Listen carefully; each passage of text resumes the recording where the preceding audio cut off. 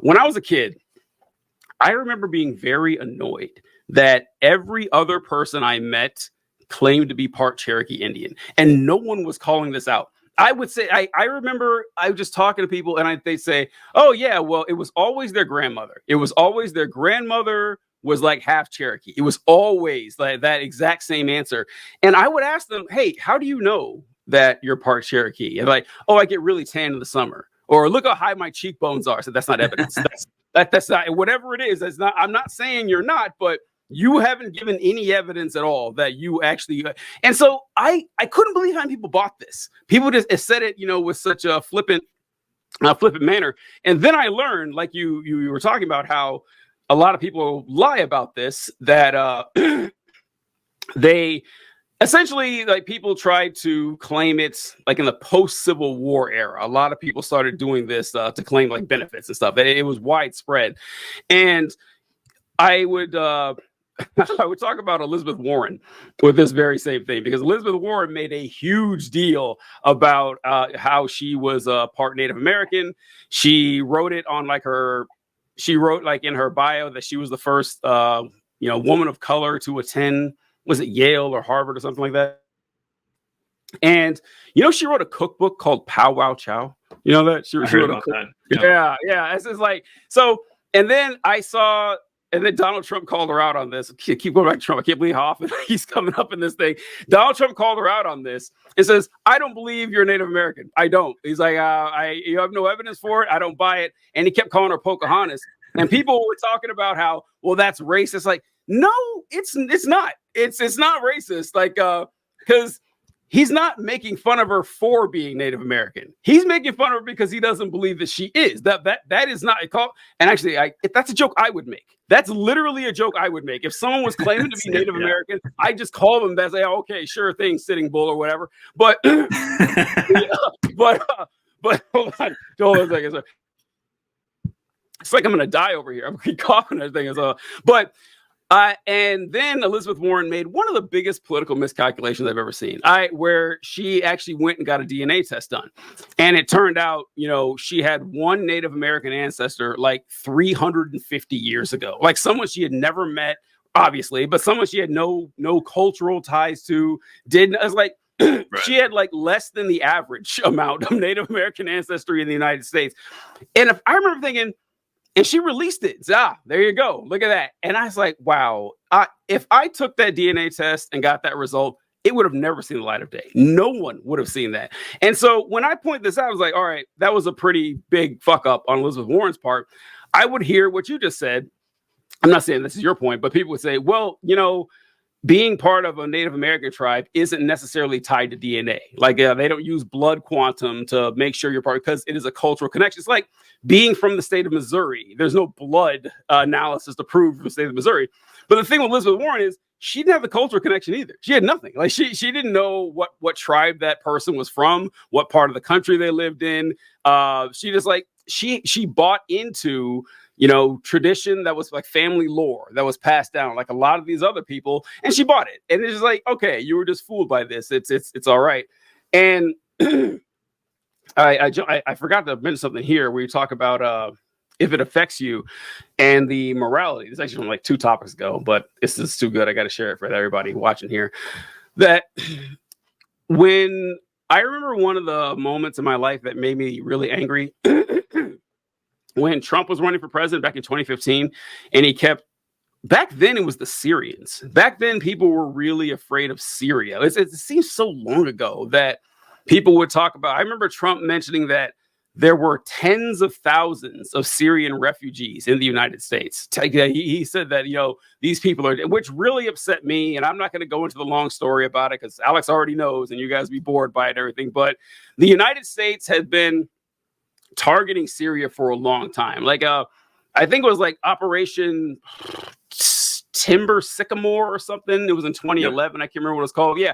And going after Assad and splitting loyalties in Syria because for a lot of reasons, but we want to control the natural gas deposits in Syria. We don't want the Russians to have control that sphere of influence. And toppled Syria, and not toppled them, but destabilized Syria so that, we have refugees that are trying to escape. And then when the people whose lives are upended because of America's actions, when they say, okay, can we immigrate to the United States? No, you're too dangerous. Sorry. No, you guys are the problem. People don't know this, and it enraged me. But this has just been our response in general throughout history. Because, you were talking about how no one gave a shit about what was happening to Jewish people in Germany until Pearl Harbor. And then we got involved. It was like, oh, well, I guess we got to come help out then. And even to this day, we take credit for ending the Holocaust when the Soviets did a lot more work than we did. But this is the Americans' opinions on Jewish refugees in 1938.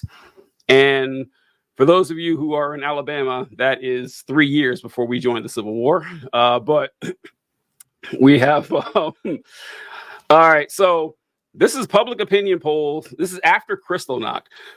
Polls conducted several weeks after Kristallnacht attacks found that Americans overwhelmingly disapproved of the Nazi treatment of Jews, but most did not want more Jewish refugees to immigrate to the United States. So they asked them, hey, do you approve of what the Nazis are doing to the Jewish people? Pretty much everybody says no. They're like, no, that's bad news. Should we help them? 71% said no. 71%. So this is sadly par for the course in the United States, that we can point out, okay, that massacre going on, that's not cool. I don't like it. Am I willing to have them come here, like these victims? No, not going to happen. We're terrified of them.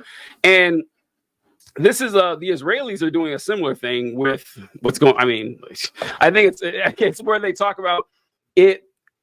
So I get why they're doing it in the Israeli government, whatever, they got to do the evil propaganda and everything.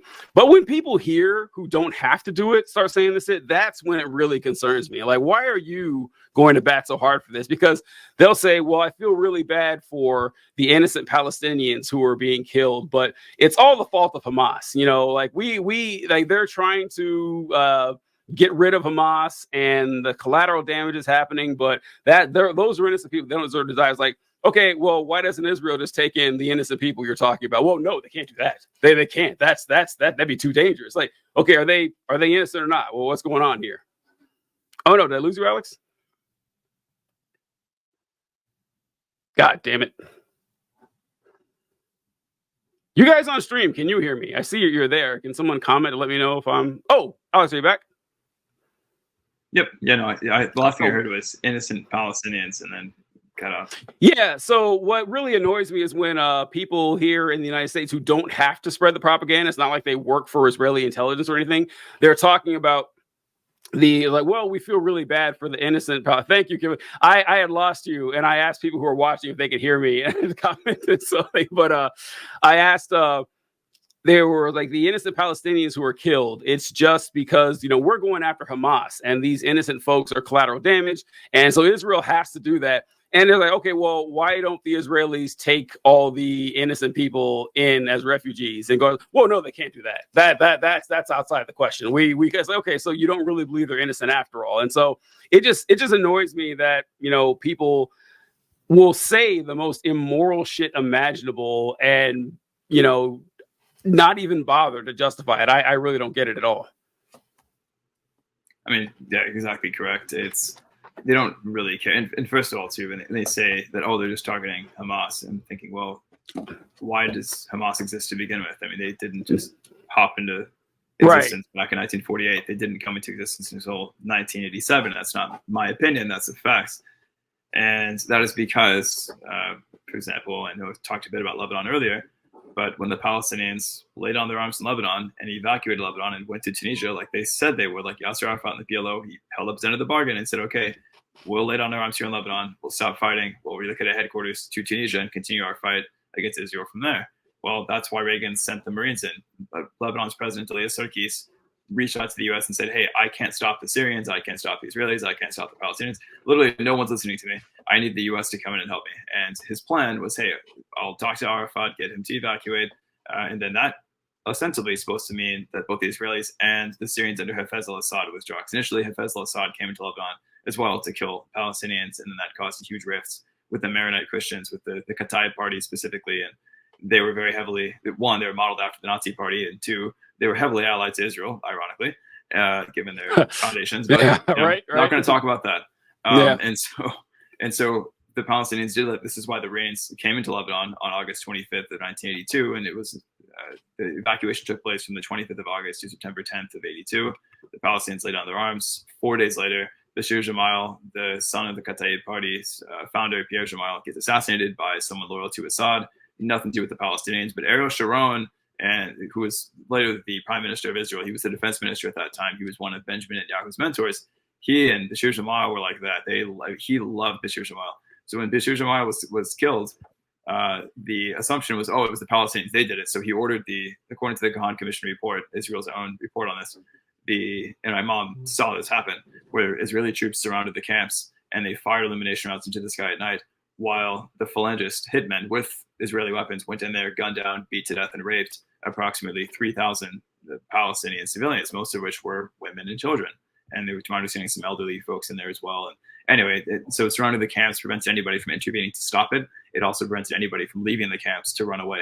So it was very sadistic. This was from September 16th through the 18th, 1982. And when Reagan had a knee-jerk reaction to that, instead of holding Israel accountable, he didn't. He just sent the Marines in there and gave them very vague orders, had them follow extremely restrictive rules of engagement.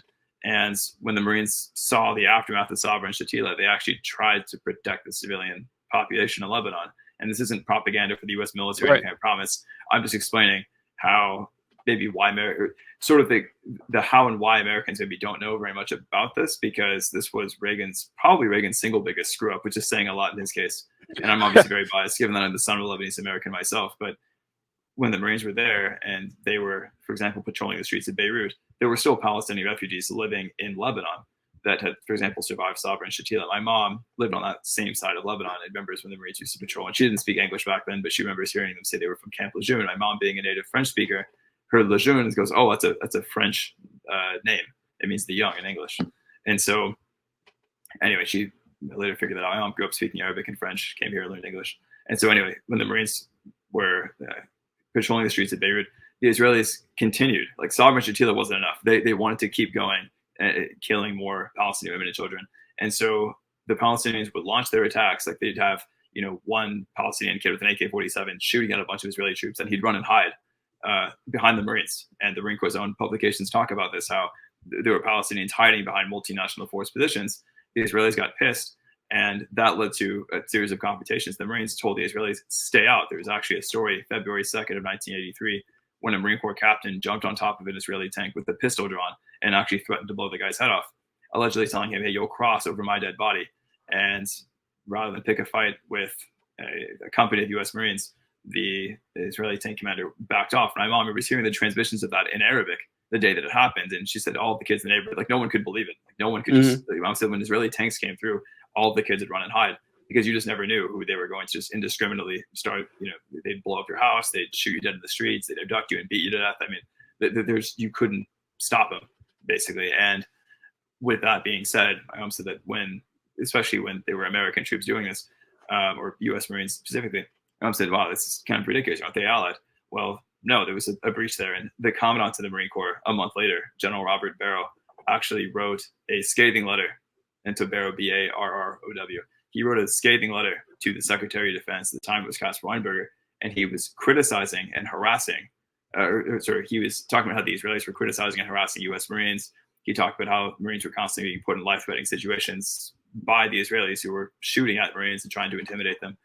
And rather than listen to what General Barrow was saying, Reagan basically did the exact opposite. He kept giving weapons to the Israelis, and he also was quietly giving weapons to Iran, knowing full well that Reagan gave the Iranians the incentive to attack the United States, basically. I mean, this is why the U.S. Embassy was blown up on April 18th of 1983.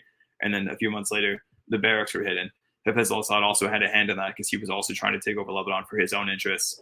And so anyway, just an absolute foreign policy catastrophe for the United States, when it could have been one of the biggest foreign policy W's of all time, had Reagan just listened and been like, yeah, let's open fire on the Israelis and start kicking their asses for basically starting a civil war in another country, because they were the ones, by funneling weapons to the Phalange Party and trying to turn Lebanon into this like Maronite Christian ethno state instead of a single unified leftist state with equal rights for everyone, which is what Fuad Shihab intended for Lebanon. he was Lebanon's third president and one of our most famous presidents ever. The Israelis like, oh, no, can't have that. Equal rights for Palestinians? No, can't do that at all. There should be a Maronite Christian ethno-state where only the Christians can control the presidency, the prime ministership, or seats in parliament. And that way of thinking is what started a civil war, because as more Palestinian refugees came to Lebanon, there was this threat of a demographic imbalance. The Maronites became very angry. The radical ones became very angry. And so with Israel's help, they formed their own private militia and then tried to ethnically cleanse the Palestinians out of Lebanon. This is why they and the Israelis were such good friends. They were both following the same extreme far right mentality. And it's like, Lebanon was so much more beautiful when it was governed by leftists, and then the right one comes along and screws everything up. And so that's my certainly influenced a lot of my own political opinions. And yeah, anyway, so I hope I'm not going on too long off topic. No, I just thought it was relevant to bring up. No, it is. I'm always because it is unfortunate how so much history does get lost through narratives, like not even through like the truth. Like Reagan, for example, how you're mentioning how Reagan doesn't get any, I was gonna say nearly enough shit. He doesn't get any shit for like the barracks bombing and stuff like that. Like none. When like one of the most embarrassing incidents and acts of cowardice and incompetence that you could possibly imagine from the chief executive of the United States of America. And I can't remember the name of the naval ship that shot down the Iranian passenger jet. That happened under Reagan too. Although that was like in 87. You could argue Reagan's brain wasn't even fully functioning at the time, whatever. But, the Reagan administration is full of, you mentioned how, the barracks bombing was one of the worst incidents in Reagan's presidency. And you also mentioned how there is a strong field of competition for worst foreign policy blunders under Reagan.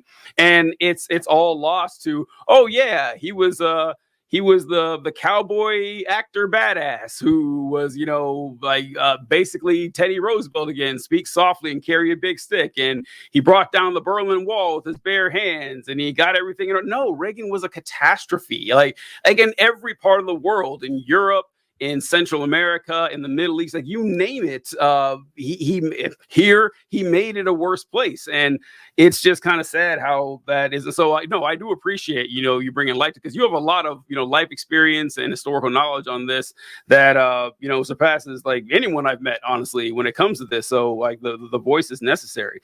But yeah, I kept you a little longer than I wanted. I'm sorry. No, this is good.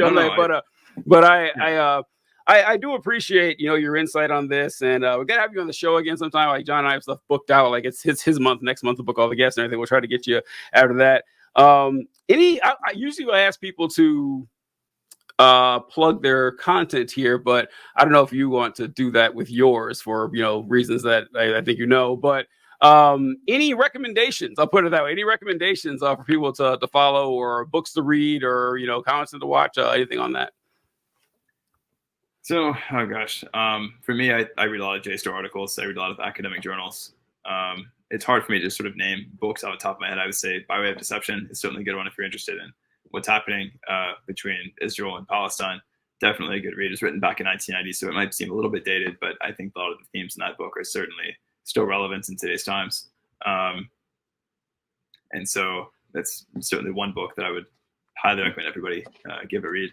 And then I'd also say too, and again, not some plug for the U.S. military at all, but the Marine Corps' own publication about 1982 to 84 in Lebanon, talking about the mission and kind of how things transpired the way that they did, and particularly the harassment of U.S. troops by the Israelis. I thought that's kind of interesting in terms of how the Marine Corps' own, like Marines.mil, their own publication documented that. And I'm surprised that's still allowed to be in circulation. But it definitely is. And I'm thinking if more Americans knew about that, because America always claims to love its troops, right? So I'm wondering if that would maybe dissuade some people who currently support Israel from supporting Israel. Because, well, this is written by the baby veterans of America that were there, that lived through all of this. And so definitely interesting, and I think worth at least maybe not reading the whole thing, but reading segments of it. General Barrow's letter also, it's kind of part of that. Certainly interesting read. And yeah, otherwise, I'm trying to think of stuff like actual novels and books to read. Other than that, I'm pretty boring. I read a lot of encyclopedias. Well, look, listen. man after my own heart. So. I don't know if I've talked about this with you before, but I don't read books like cover to cover. I've read maybe 2 books in 10 years. Now, as a kid, I read a billion books, from, high school, college, and grad school. I always say I reached critical mass on reading full books a long time ago. I don't have time for that shit. I'm sorry. And I can learn. It's, to me at least, reading is one of the less efficient ways to learn. Well, reading entire books is one of the less efficient ways to learn. There's sections and stuff, or like publications or articles and stuff, documentaries. Just, I don't know. I feel the exact same way. I have a hard time telling people what books to actually reference. I kind of did it out of habit because a lot of people do. But I do have a documentary to tell you folks about, and it's easily accessible. I don't know if Alex, I don't know if you're familiar with Empire Files with Abby Martin. I don't know if you're familiar with her at all, but she does. Yeah. She does a lot of great work on foreign relations or foreign policy in the United, and just foreign issues. Like, she has great stuff on Venezuela, but she has an amazing documentary on Palestine that I learned a lot about when I watched it years ago. And it's not just about Palestine, actually. It's about Zionism more than anything else. It's about Zionism, and which, of course, Palestine is an integral part of the whole concept of Zionism. And she talks about the earliest incarnations of Zionism in Europe back in, I don't know, the 19th century or whatever, and how this idea just kind of grew and grew. And interesting, like Israel wasn't their only option. They had several different places they were looking at. They were looking at, I think, Ghana or Uganda, I can't remember, Argentina, places like that. And they settled on Israel, and how Israel, like our modern incarnation of Israel that we know today, has always been a settler colonial project. And then the people who crafted, idea, they didn't hide it. They weren't pretending it. It's a very modern argument. Like, no, this isn't colonialism. Like, that's the way they saw it 100 years ago. That's 100% how they saw this. And the actions that led to the intifadas, the words by David Ben-Gurion, and how, we're here to, cleanse the Arab population. Now, I don't know if this is in the documentary, but there's a clip I saw with President Truman. And President Truman, he's standing in front of this big map of the Middle East, and he's talking about, so a lot of people, and he actually says, we got this thing with, Palestine and moving the European Jewish population to Palestine. And a lot of the Zionists weren't happy with it, with the plan that we set up, because, and his exact words were something like, it's hard to take 4 million people from a country and then expel 4 million people from another country and fill it up. He's like, that's not easy to do. And neither side's going to be happy with this. So we kind of got this compromise here. We'll see where we go from there. Yeah. Like, Truman was like, yeah. And then he says, and then, they'll kind of figure it out as time goes on. It's like, okay, that was always the plan to begin with. And one more thing, I know I said it was close. One thing I forgot to mention a while ago with the DNA test and the cultural ties. I meant to mention this too, that the cultural argument is what, they'll use now because they don't do the DNA test and everything. But that doesn't work either, because ask like Ethiopian Jews how they feel about them in Israel. Like, see if the cultural tie is good enough when it comes to that. But